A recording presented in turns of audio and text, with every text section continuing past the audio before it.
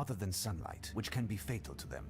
There are very few ways in which to conquer a vampire. However, various legends and reference books about these creatures of the night, as well as my own experiments, have affirmed the following. Firstly, vampires detest the smell of garlic. This preventative measure, used in a good number of regions subject to the depredation of these creatures, is omnipresent in the folklore of these aforementioned regions. Secondly, vampires cannot endure the fact that they cannot see their reflection in a mirror. This optical effect, which I feel confident I can witness, strikes them like a club, with the vacuity and aberrance of their existence. Thirdly, some storytellers mention an irrational fear of running water, as well as a specific vulnerability to silver bullets. I have not been able to test and validate these theses. In fact, during the half a lifetime that I have dedicated to the research and annihilation of these creatures, I have only had as true recourse 3 weapons which have proven decisive. The crucifix foremost. Brandished with conviction, it fights off these creatures and prevents for a moment all attacks from them. Next, holy water. It serves to inflict wounds on the creature because it burns its flesh like acid. Lastly, a wooden stake is the final instrument of destruction. After having discovered the sanctuary of the enemy, one must profit from its damned slumber in order to strike with the greatest force into the beating heart of... Professor, it's me. It's Maria, your lodger. Professor, there's a letter here. Can you hear me?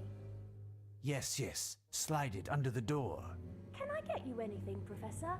Something to eat, perhaps? What? No. No, thank you, Maria.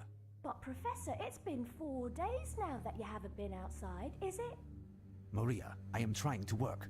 Leave me in peace.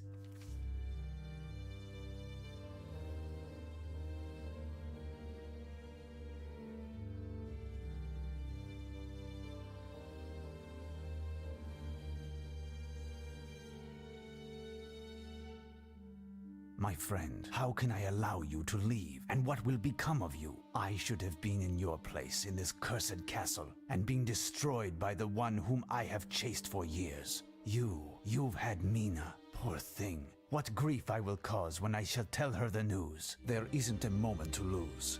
We must inform Mina. She is in grave danger.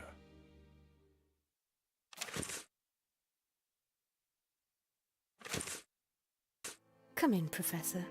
I am pleased to see you. Please excuse the disorder in my attire, but I haven't had the strength to attend to the housekeeping this morning. But what is going on, Mina? And where is your servant? Jenny's absent. She's with her sister. My God, I'm at a loss for words. We found her poor sister yesterday, dead. An atrocious crime. Today's newspaper gives the heinous details. The police came here to break the news to Jenny. She was shocked and had to go to the police station to identify her sister. What a tragedy. She was my junior by 3 years, and now she's dead. But what a paltry hostess I am. To what pleasure do I owe your visit? Have you received news of Jonathan?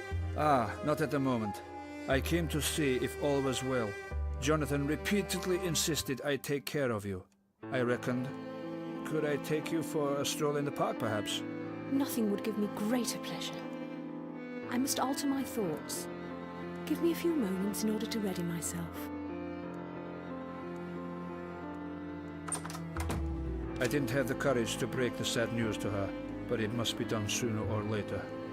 What could have happened to this poor young girl? Mina told me that it was mentioned in the papers.